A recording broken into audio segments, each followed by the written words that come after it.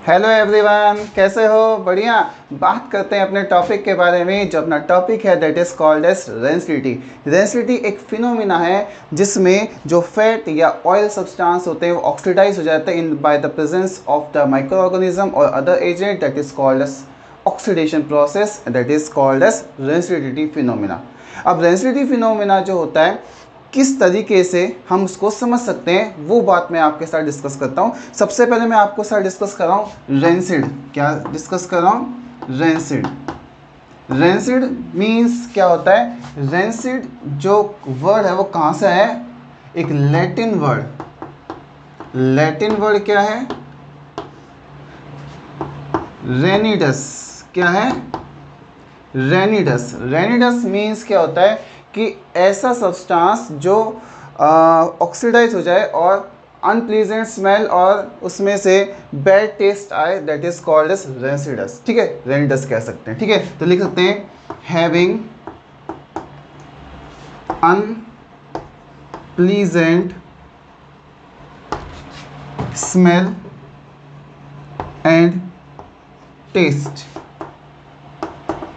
That is known as rancid. ठीक है, रेनिडस एक लैटिन वर्ड है जो इससे हम क्या बता सकते हैं? रेंसिड। रेंसिड मीन्स एक ऐसा तरीका जिसमें, या हम कह सकते हैं ऐसी चीज़ जिसमें क्या हो सकता है, कोई जो सब्सटेंस है फैट या ऑयल वो किस में हो जाए? अनवांटेड सब्सटेंस में कन्वर्ट हो जाए, बैड स्मेल आए उसमें से, दैट इज कॉल्ड रेंसिडिटी। तो एक फिनोमिना हमें समझ में आया रेंसिडिटी क्या होता है। The phenomena in which the oil or fat substance is oxidized and they produce foul smell or bad taste, that is called rancidity। तो क्या आप समझेंगे rancidity के बारे में? the phenomenon in which the fat or oil is oxidized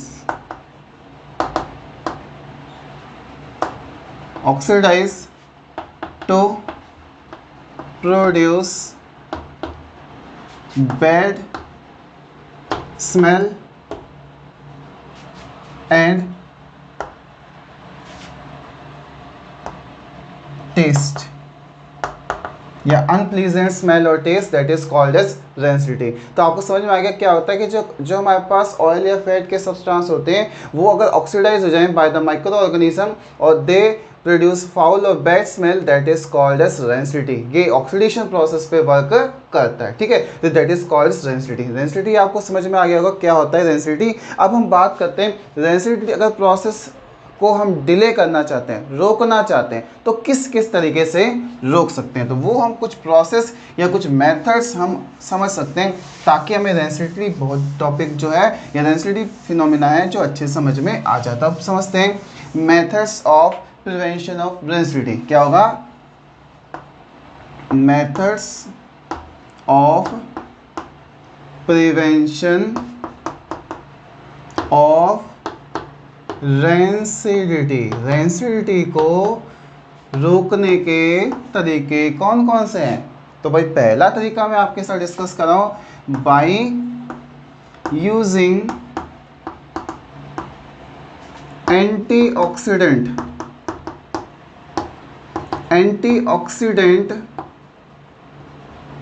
antioxidant use करके हम क्या कर सकते हैं? रेंसिडिटी को फिनोमिना को डिले कर सकते हैं। कैसे?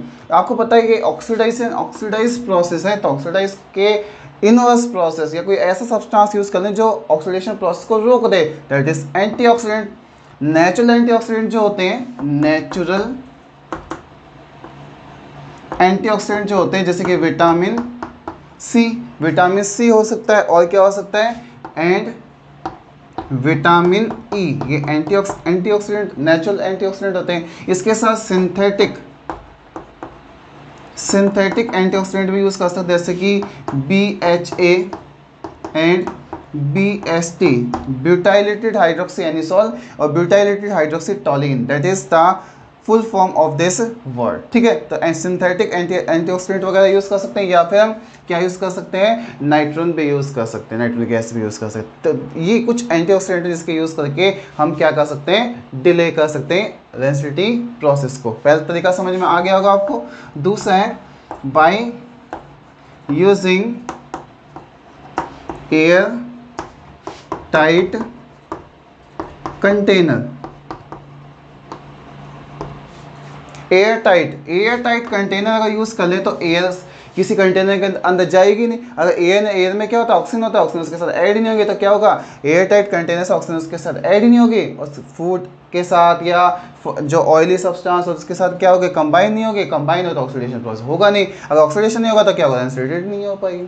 समझ में आ गया। तो एयर टाइट कंटेनर यूज़ करके भी हम क्या कर सकते हैं, रेंसिडिटी प्रोसेस को डिले कर सकते हैं। तीसरा प्रोसेस है by keep away from direct sunlight. Keep away from direct sunlight. Sunlight अगर एमिट होती है, बेसिकली सनलाइट अगर जाएगी तो उसके साथ एयर भी जाएगी, हम ऐसे भी कह सकते हैं। तो सनलाइट जो होती है वो ऑक्सीडेशन प्रोसेस को फास्ट करेगी, हीट प्रोड्यूस करती है। हीटिंग से क्या होता है, ऑक्सीडेशन प्रोसेस और फास्ट हो जाता है। एक्सेसिव हीटिंग ना कह के ना, इसको हम कह सकते हैं मॉडरेट, मतलब रूम टेम्परेचर या फिर कह सकते हैं 30 डिग्री के टेम्परेचर के आसपास अगर टेम्परेचर मेंटेन होता है उस समय ऑक्सीडेशन प्रोसेस और फास्ट हो जाता है। इसलिए अगर डायरेक्ट अवे फ्रॉम सनलाइट से हम अवे कर सकते हैं तो भी वहाँ पे क्या हो सकता है, रेंसिडिटी प्रोसेस डिले हो सकता है। बात समझ में आ गई। फोर्थ है बाय यूजिंग रेफ्रिजरेशन। रेफ्रिजरेशन भी यूज़ कर सकते हैं। रेफ्रिजरेशन मतलब रेफ्रिजरेट करके, मतलब लो टेम्परेचर क्रिएट करके भी हम क्या कर सकते हैं, ऑक्सीडेशन प्रोसेस को डिले कर सकते हैं। क्योंकि आपको पता है जब एक नॉर्मल टेम्परेचर आता है उस समय ये जो माइक्रो ऑर्गेनिज्म है वो बहुत अच्छे से वर्क करते हैं। तो टेम्परेचर जब लो कर देंगे तो माइक्रो ऑर्गेनिज्म का जो वर्किंग प्रोसेस है वो क्या हो जाएगा, कम हो जाएगा, रुक जाएगा। इससे भी क्या होगा, रेंसिडिटी प्रोसेस क्या हो जाएगा, डिले हो जाएगा, ठीक है। और इसके साथ जो पोटैटो चिप्स वगैरह होते हैं हम उसमें क्या यूज़ करते हैं, नाइट्रोजन गैस यूज़ करते हैं, वो भी एंटीऑक्सीडेंट का काम करते हैं। तो लिख सकते हैं by using nitrogen gas in potato chips etc.